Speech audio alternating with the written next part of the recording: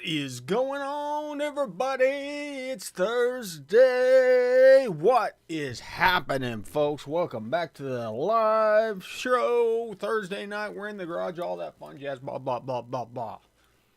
What's new, folks? What you been doing? Hey, Z400.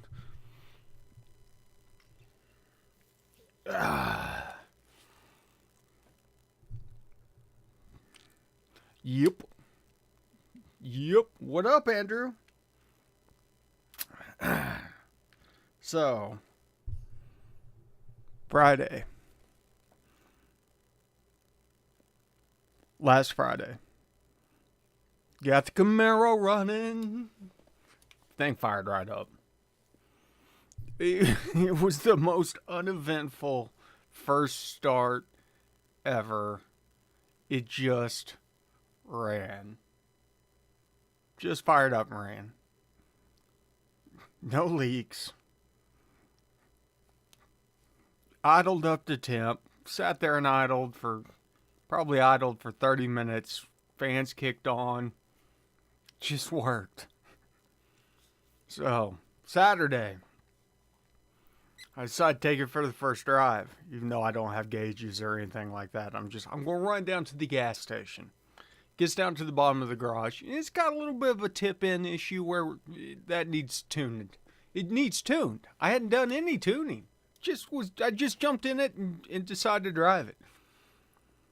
So, had some tip-in issues, had some idle recovery issues, but I get to the bottom of the driveway.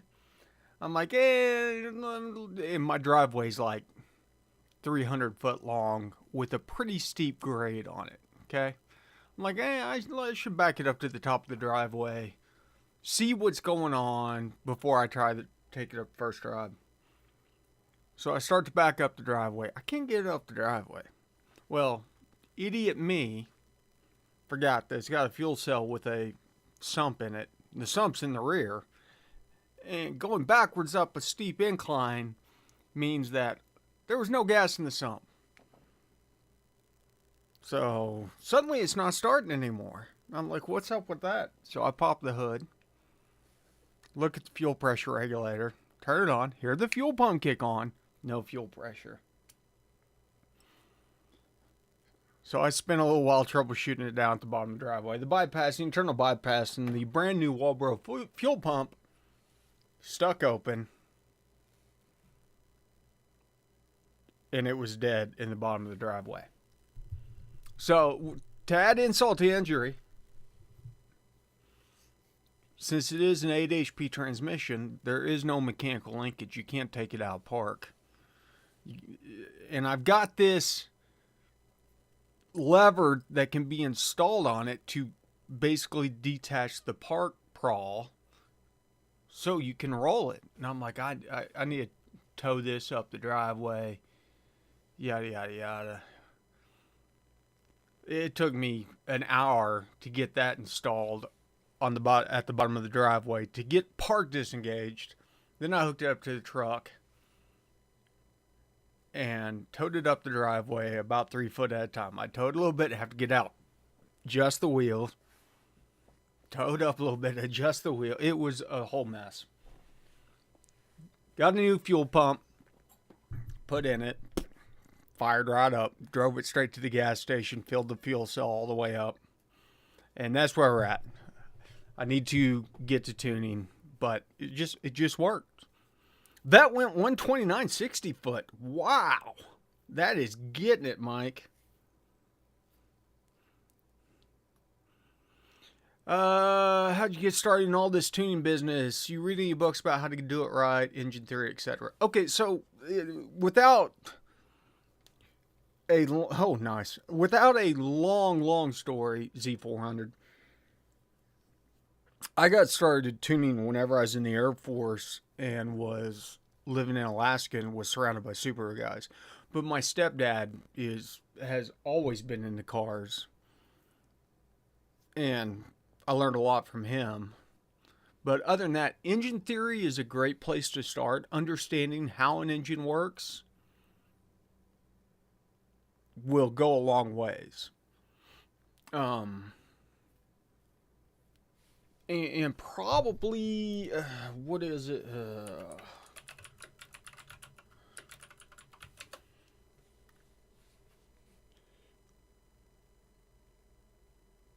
One of, God, I hate to say this, one of Greg Banish's books would probably be good, and that's probably Engine Management Advanced Tuning. Older book, but would be a good book to start with to learning. Don't buy any of his courses though, because they're a waste of money. But that would be a good one. Or his other one, Designing and Tuning High Performance Fuel Injection Systems. Good information in there.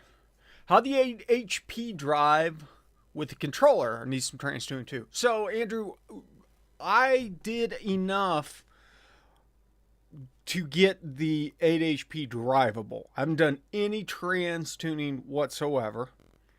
And so essentially for it to work with the way I had it set up, I had to at least transmit like map pressure and RPM and stuff like that. But there's a lot more in development on that side. E40 ECUs, man, they're a hybrid. Yeah, I know, De La Soul. I said his name. Listen, I haven't had any issues with Banish. Granted, I banned him from the channel a long time ago. But, and he's a smart guy. I don't think he's a good teacher. So, yeah, the E40, just treat it like a 4th gen. Injector scaling is the hard part. If you have good injector data, like good injector data will have scaling built into it, but just realize on E40s there are some hard limits, and you're just going to hit those limits. Yeah, I've used Megasquirts. I haven't done any Speeduino stuff.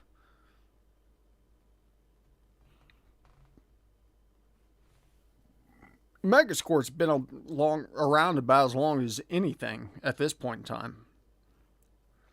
Megasquirts are great. The learning curve is a lot steeper.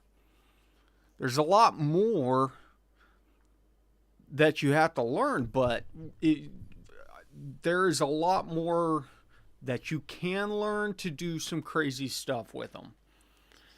So, but you have to get really off into the weeds.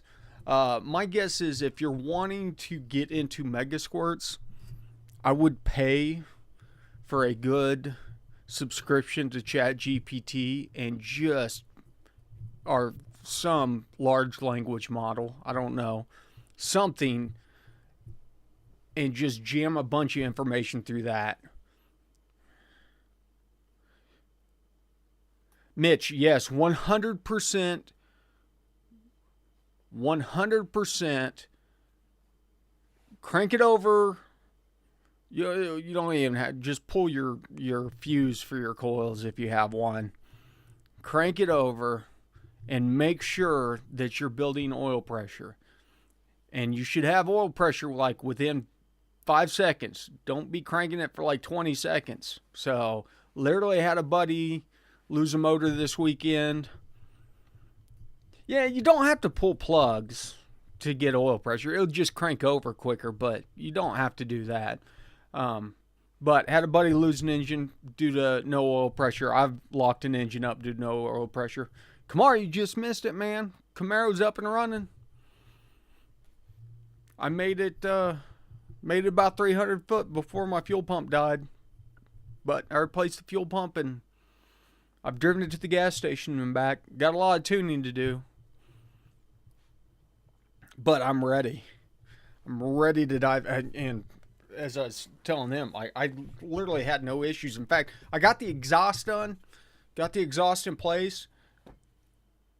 Yeah, it was wall, bro. The internal bypass stuck because I overheated it. It was my fault, but nonetheless, I got the exhaust done. Cranked it. Not expecting anything. Thing just fired up and ran. It needs some tuning, but it has been the most straightforward, easiest one. It ran up about where it's supposed to, which I had said about 900, but whenever you let off the throttle, it was dipping down to 300. But so, and there's, I'm on a version of the software that's beta. That's probably 2 or 3 releases before public release, and it's just getting so good. They are HP Tuners is just really refining this thing every single day. But yeah, and so I could still hear the pump run, but I wasn't getting pressure at the regulator. I ended up putting a gauge right at the outlet of the pump at the rear of the car and turned it on. It wouldn't even build 10 pounds of head pressure because I'm like, I've got multiple filters in this setup. I don't want to start cracking lines and stuff like that. I can crack one spot and verify if the pump is done. Any idea what fuse would be labeled as? Any need to reset fuel turns, anything like that? No, just unhook them. You go to the sub harness, where the coils go back and plug into the main one, just unhook them there. Reset fuel trims. Nah, yeah, it wouldn't hurt. But especially if you have long-term data stored in there. Web 780. Well, Andrew, I don't know. I mean, I'd have to tear it apart. And so it's a Walbro. Wasn't worth it. I just put a D-Shorts 350 in, which is a higher quality pump. It's of course still better than any Holley. Yeah, I'll easily say that, man. Listen, about any standalone's better than any Holley.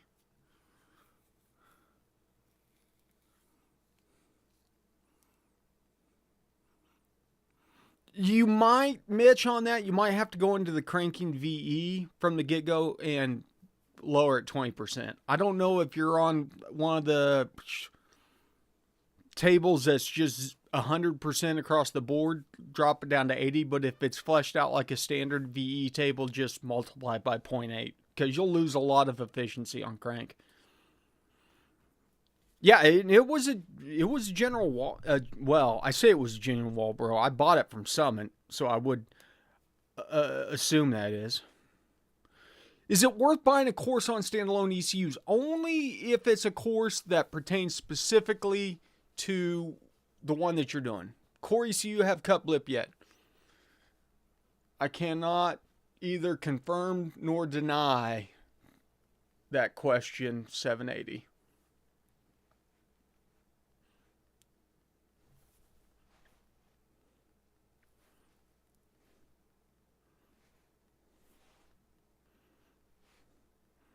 Not very good winker. I will have plenty of videos on the core coming out. So, and I will probably be about the only one for the next year or two. So, out of all the people that HP Tuners works with, I'm really the only one that does what I do. They may, Andrew, have, but it is still technically in what is considered a beta phase.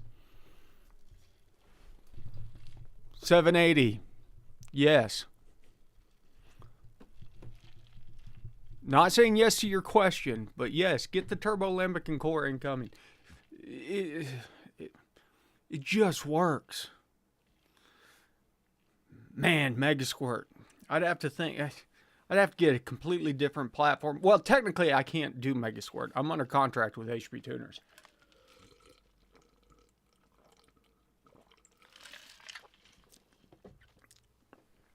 So I can't do videos on direct competitors.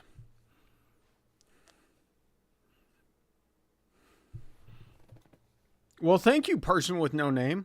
I don't know how you're in here with no name, but I see you're a member, so...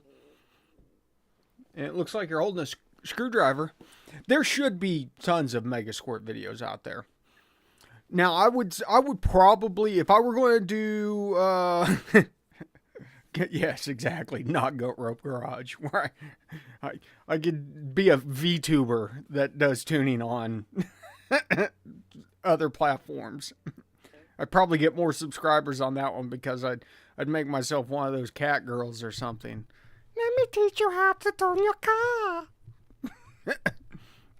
Yeah, there should be a lot of information out there on the Mega Squirts, but the thing about it is if I were to do a Mega Squirt, I would go with a well-established setup. Like, what's the big one? Amp EFI? Don't they have the good ones? Amp EFI, like the MS3 Pro.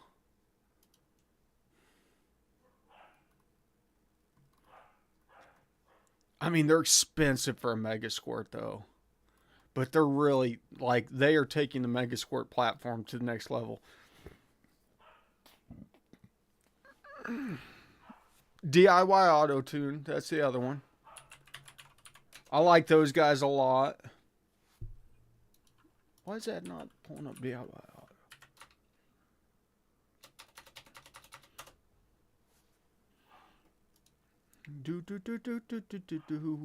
ECUs. Plug and play 2 Gen 2. Well, I don't care about plug and play really. Classic Mega Squirt assembled. Where's the... What's this MS3 Pro Mini?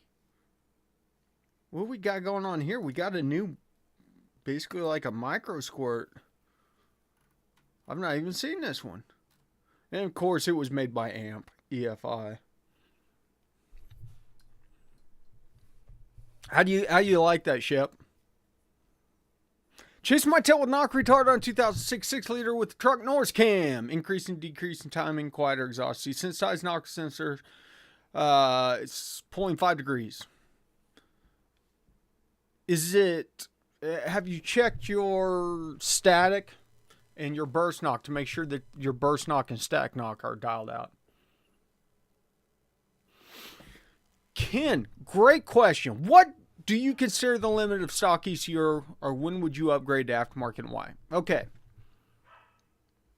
So, injector limitations is one of them. If you're working on an E40, I would switch over to standalone a lot sooner on something like that. But generally, it's going to be whenever you need something that stock ECU isn't going to support. So, let's talk about E38. Technically, E38... you can run as much boost as you want, but at some point in time, you're going to want boost control strategies, possibly, traction control strategies, stuff like that. Well, no, E40, like if you're trying to make 700 horsepower on an E40, you'll be fine. If you're trying to make 1,000, you might be wanting to look at standalones, specifically on E40. On 4th, 5th gen, you can make over 1,000 on them.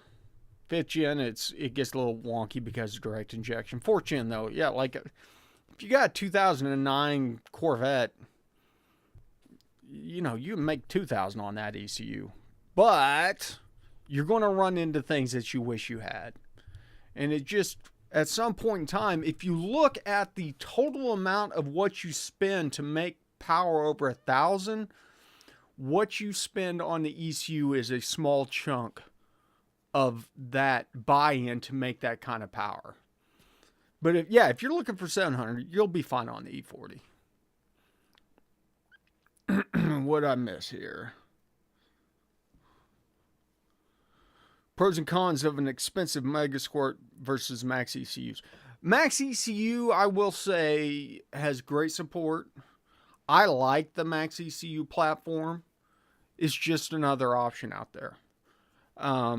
So the difference that you're going to see, though, is like an expensive Megasquirt versus Max ECU. There's more documentation on the Megasquirt user documentation. There's going to be data and forums and stuff like that than there is going to be with something like the Max ECU.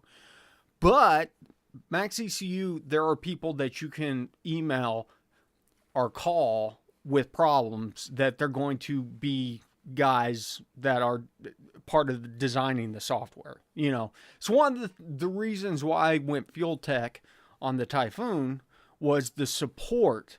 Because every time I ran into an issue with Holly, it was like pulling teeth to figure out what it is. Because when I break something, I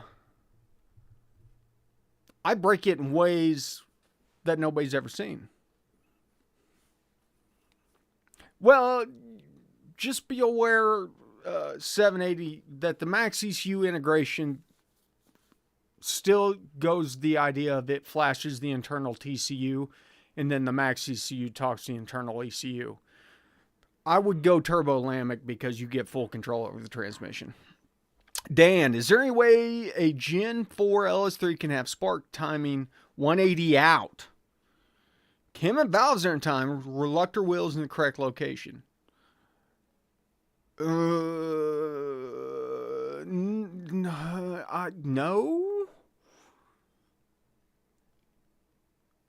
What, Dan, give me more info on your setup. Are you running on a factory ECU?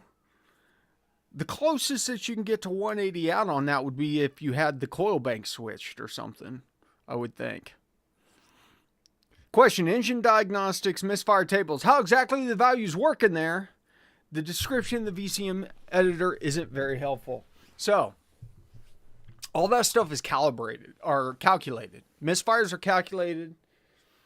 And so the way that it works is it's looking at your crank signal, and I'm not sure 100%, but there is a lot of that stuff is based off of displacement and things like that. Kind of works like the knock sensor backwards, where instead of listening for knock, somehow it is calculating whether or not you're getting correct fire on those. And that's why it's not uncommon to have misfires whenever you actually don't have misfires. The calculations get a little out of whack.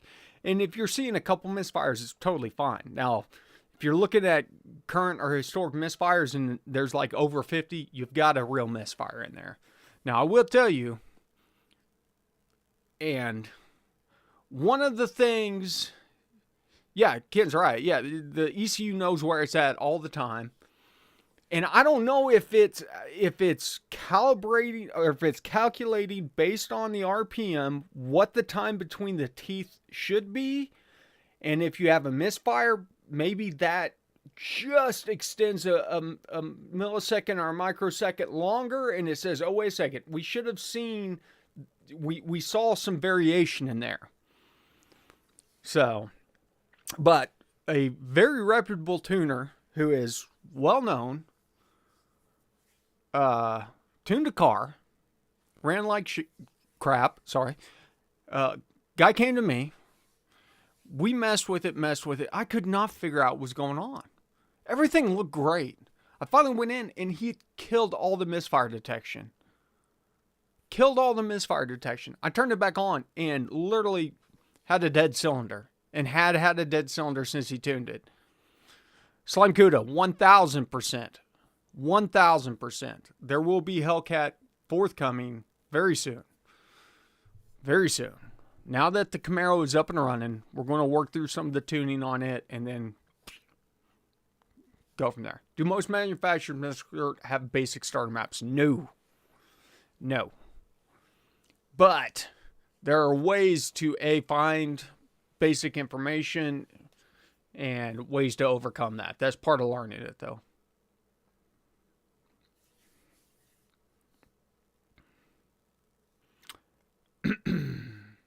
Well, correct. As Shep said, Z400. If there's a plug-and-play one, there will be a bass tune somewhere.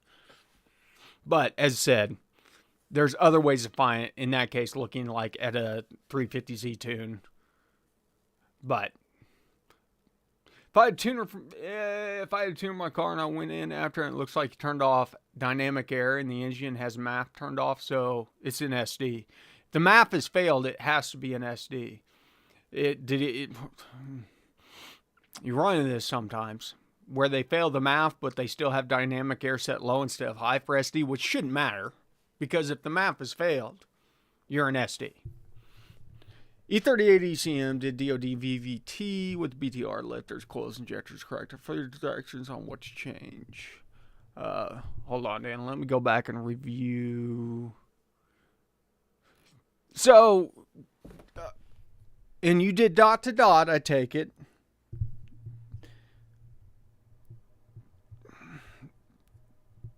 Are you getting exhaust pops on crank, Dan?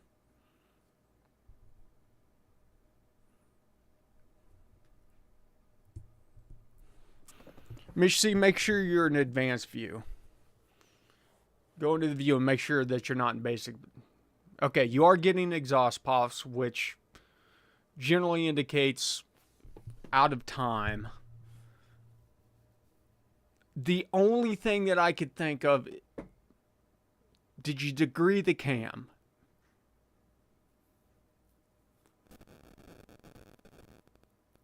And what advance was ground into the cam? Being that's BTR, probably 2 degrees advanced at dot to dot, which is what you want.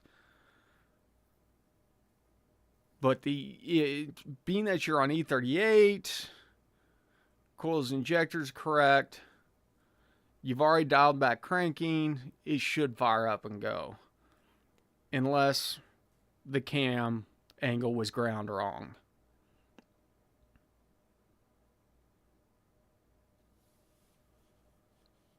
Or, here's another thing. Cam sensor could be bad.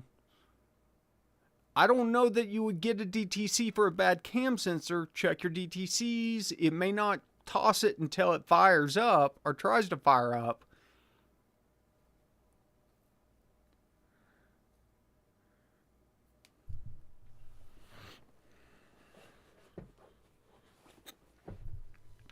Yeah, if you're not seeing the cranking VE under engine airflow general, double check that you're in advanced view.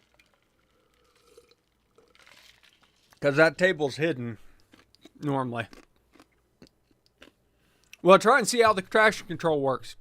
I don't know yet, De La Soul, because that would require speed sensors.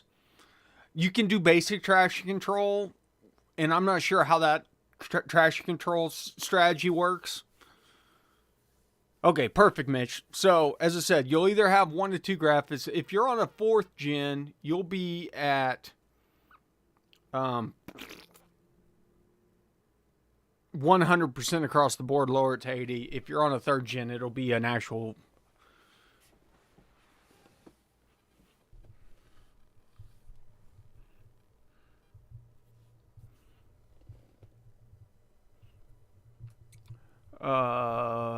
what are the chances it is ground bad from BTR? I don't know, man. I don't know. I would think that... I don't know anymore, to be honest with you, Mike. Yeah, look for cam signal. See, make sure that's reading in. Because if the cam signal's not there, the cam is what's going to determine the firing order. And if that's not reading in properly, you could be getting... Okay, made temp mark on vibration dampener and timing light shows to advanced. Okay, so it's degreed. Yeah, check your cam signal. Well, I mean, we often forget about the basic view, which is how it comes normally. Oh, excuse me. Pepsi's make me burp. Plan on installing an ETH sensor on the Hellcat. Demon wiring shows pin 59 on ECU for sensor input. Do you think flashing Hellcat ECU with InTune will enable this pin so I can sensor flex tune? No.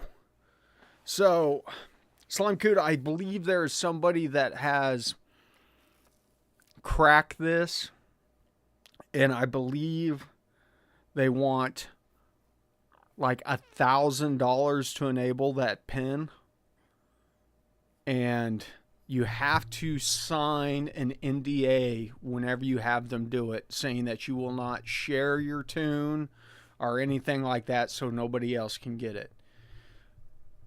But I will say,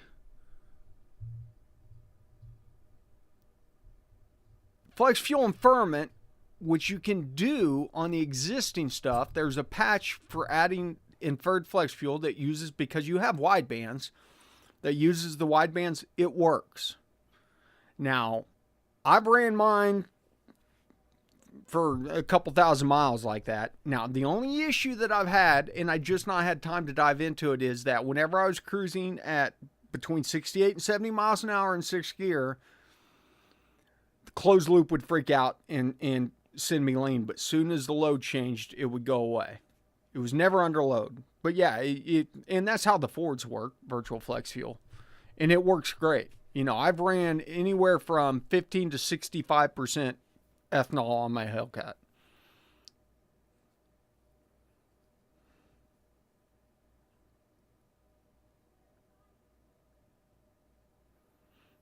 Bob, you're old school. Cylinder pressure transducer on an oscilloscope. Triggering on number 1 coil. I like it.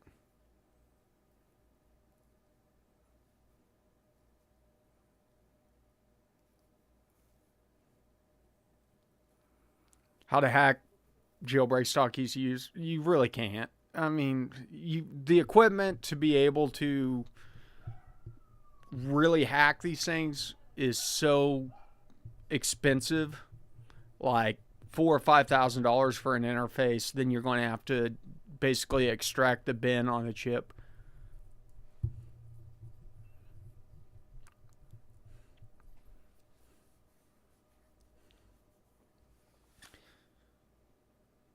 So what are you running a pressure transducer in the spark plug hole and running your picoscope off that? Give me a little more.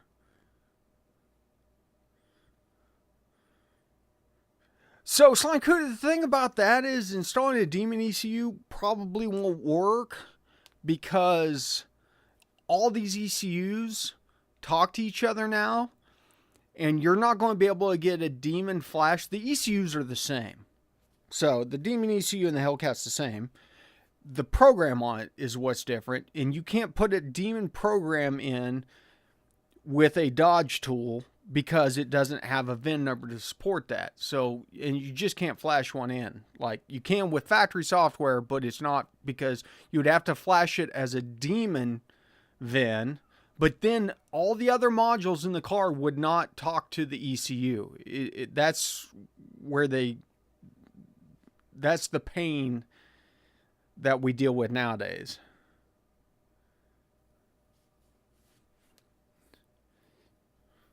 Yeah, I mean, we're talking $5,000 for the hardware just to be able to extract the bin. Then you have to go in and start deciphering the bin, which is just a bunch of hex code. And trying to figure out what all that stuff does is crazy. That's why I don't even get into it. Like, you've got to have so much time available to go through, you know, to dive into that, to dedicate yourself. That's kind of a cool idea, Bob. Bingo, like Shep said, that's what an XDF is for Tuner Pro. Which Tuner Pro will open any bin file if you've got an XDF, or you can write your own XDFs if you're, you know, mega mind genius crazy guy.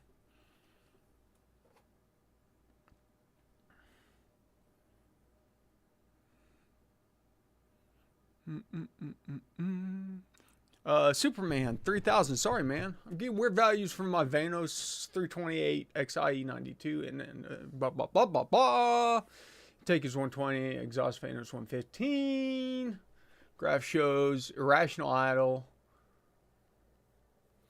Dude, I wish I could help you, but there's so much in this that is absolute gibberish to me because I just know literally zero about the BMW platforms.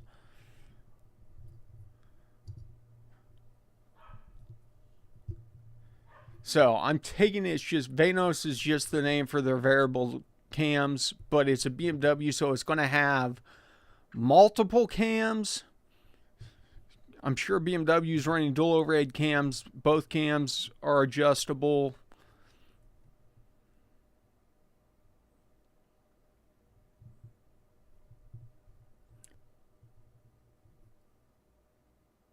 But the 0.87, I'm not sure what that means.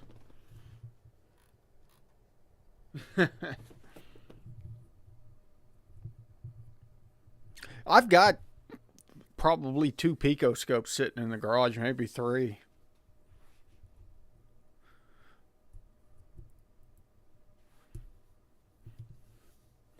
Well, no, it's just stuff you pick up. G80M3, dude, I bet that thing looks like a foreign language. I don't know. That's the only thing that I can associate it with. But he didn't say anything about it being. He was just talking about the variable cam stuff. So I don't know. I don't know if he's still in here or not.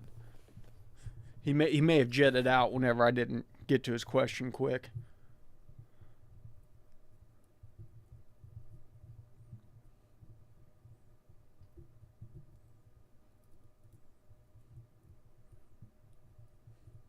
I would almost bet that is a cam sensor issue. I wonder if the cam sensor somehow got damaged during the swap. May have set it down, and it may have been about to die anyways, and just, you know. As cheap as they are, I would just buy a new cam sensor and swap it out. That would be awesome. But surprisingly, there are a lot of people that have accidentally installed a 1X cam gear instead of a 4X cam gear, but I don't think that is the situation here. Yeah, no problem, Drew, Andrew. We'll see you next week, brother. We're about to wrap up anyways. It's 8:31. I've got stuff going on. I got to roll.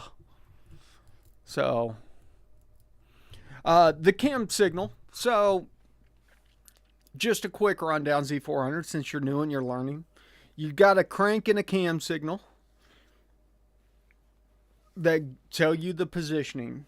On GMs in particular, back in the day, the old ones were 24x on the crank and 1x on the cam signal.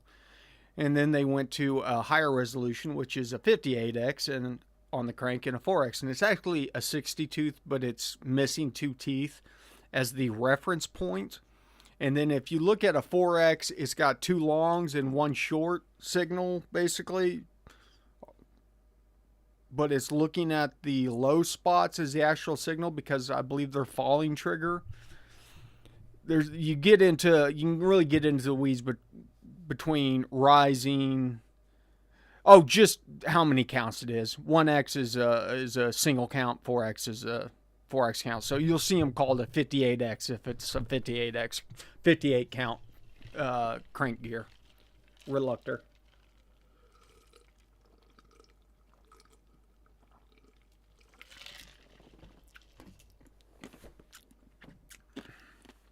And they're not interchangeable. That's hard coded in the factory ECUs.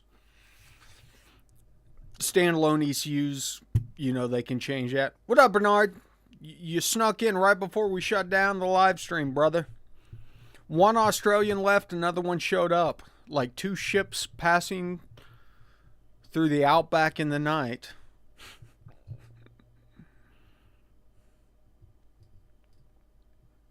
Nah, it's all right, man. It's all right.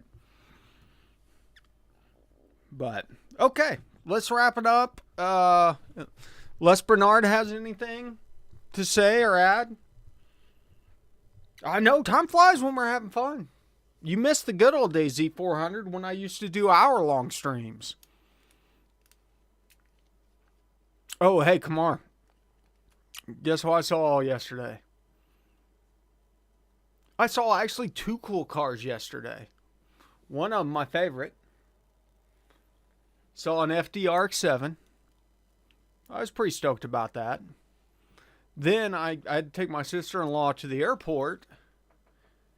And I was driving back from the airport and saw an R34 GTR Skyline V-Spec.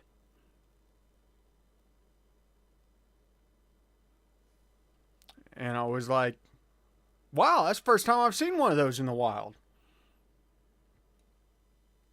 And it turns out it's a guy I work with. I know him real well. He's the only person I know that has one in the area. And turned out to be him. I should have known it was him whenever I saw it was an R34. He's got an R32 also, but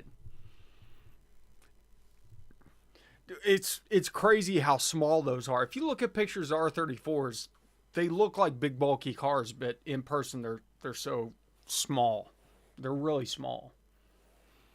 Like the Supers are big cars. Like 3000 GTs, those were big cars. The RX-7 and the Skyline's tiny, like tiny cars.